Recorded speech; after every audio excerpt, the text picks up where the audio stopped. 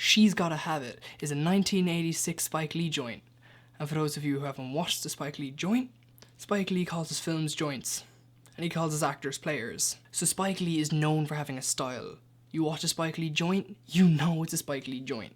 There's a style, there's a flow, there's a rhythm, there's a way of crafting his art that is very unconventional, and he uses that unconventional voice very well in this film. And there's a couple of things that really stand out. For one, it's shot in black and white, despite being filmed in 1986. However, there is one scene that's in colour. Characters break the fourth wall constantly. There's a scene in this film that completely plays out in photographs. I love it. This is Spike Lee's second feature film and was shot in 12 days. I think that every shot was one take only. I might be wrong, but don't quote me on that. So you might want to go out and do your own research, but I think it was all done with one take each. So the story of She's Gotta Have It is about a woman called Nola Darling. A woman who doesn't want to be held down by a man. She doesn't want the typical life. She doesn't want to be that girl next door, perfect dream, stays at home, cooks the dishes, wife. She doesn't want to be that kind of woman. Instead, she wants to be the kind of woman who's free to be with multiple people at the same time. And the film explores that mentality and uses the men that she sleeps with in the film as a way to inspect this kind of sexuality through the male gaze. And Spike Lee accomplishes this by having those men break the fourth wall constantly. It's almost documentary style, the way that they speak to the camera about Nola. And I thought it was a really interesting way to critique the male gaze and how men's views and expectations of what a woman should be in a relationship, how that can influence that woman into feeling pressured to behave and act in ways that she otherwise wouldn't. And that's what this film deals with. It deals with Nola going on a journey and having her life views challenged and seeing how she comes out on the other side, which I won't spoil. So the film has an interesting style, and that style follows through in every single aspect of the film. The cinematography can be quite simple at times, but it's strikingly so. The set decoration is very simple. There's not a lot to it, but it feels like there shouldn't be a lot in it either when you watch the film, because this is the way it's shot. Film is shot quite conservatively. There's no mad camera moves. Spike Lee often uses a snorri cam. I don't think he used it in this film, but I would presume that would be due to the 12-day production schedule. So where the film really gets stylistic is in the editing. This film has a beautiful rhythm to it. There's a couple of scenes that just, the editing elevates it. And the fact that they were obviously quite rushed in the filming, you can tell that the art was put back in the editing, and how it was written and planned makes up for it. And it really comes together to craft tonal perfection. This film knows what it is, and it stays true to that throughout its entirety.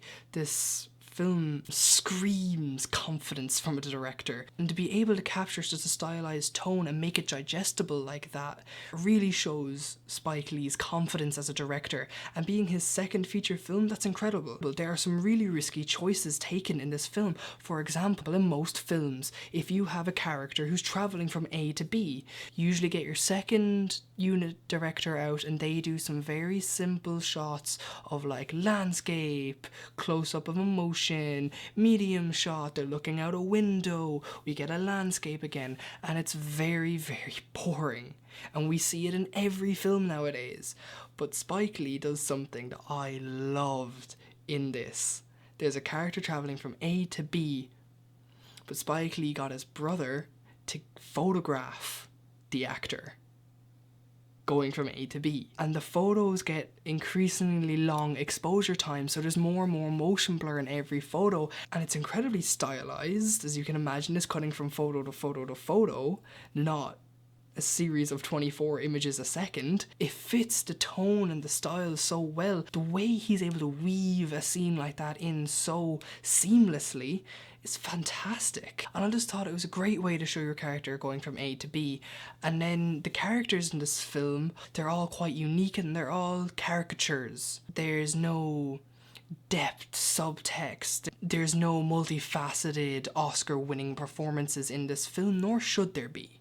This isn't one of those movies. This isn't some Paul Thomas Anderson film where you are going in and expecting the most visceral, real acting you've ever seen. This film is about caricatures and using them to deliver a theme through tone and style. And due to that, the performances, you could argue to be quite bland, tonally and stylistically fits, and it works for the themes. If the characters in this film had more going on, you'd lose the rawness of the message being told. You'd lose what makes this film tick. And although the performances in this film can be quite dry, everything else in this film is so vibrant and stylized that it blends beautifully. And it works. It just works.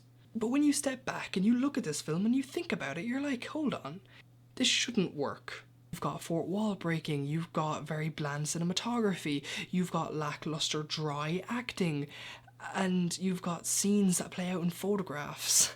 But then you have Spike Lee on the reins, and somehow he just puts it together and it works, and you get She's Gotta Have It.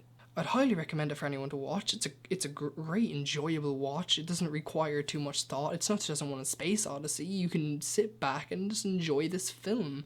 It's a solid 7 out of 10 for me. And to my shame, this is one of the only Spike Lee joints I've seen, and I really, really need to get on it and start watching more Spike Lee joints.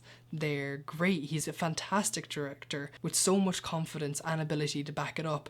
And The Five Bloods just came out on Netflix today, which is Spike Lee's newest film, and hopefully in the next week or so I'll have a review of that out. I'll try and watch that as soon as possible. So if that's something you'd be interested in seeing a review on, please subscribe and hit the notification bell. And yeah, on that note, thanks for watching. Please like, comment and subscribe. Thank you.